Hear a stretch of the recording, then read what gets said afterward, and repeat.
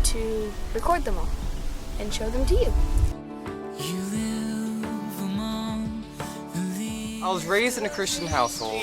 I grew up in a Christian home. We grew up in kind of like a lukewarm Christian home. I've seen God ever since a really early age. With parents that demonstrated kind of how to live a Christian life. God has always been present. I grew up in a loving family. My family always told me about God, so I always knew that God was real. I was really little. My family went through a really, really hard time when my dad died.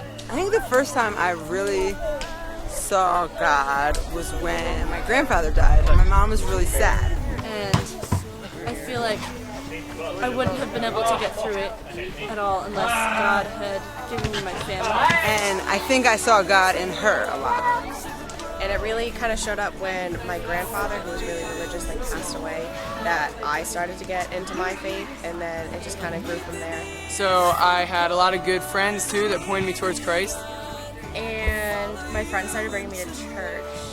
I've gone to church as long as I can remember, and I can't remember a time when I haven't really seen God. Pretty much at the end of high school where God really became real to me. It was much more my own decision than my parents' decision. But I feel like at camp, I went to and started going to summer camps. It was the first time in my life that it was something that I was doing on my own, that my parents weren't just like bringing me to. I first saw God when I was at camp.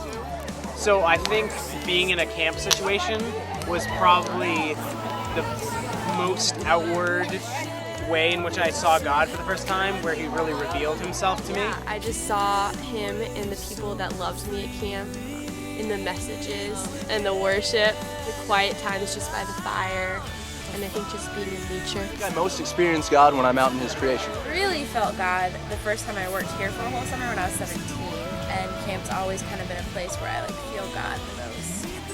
Definitely see God the most when I'm here at Bethany Bridges.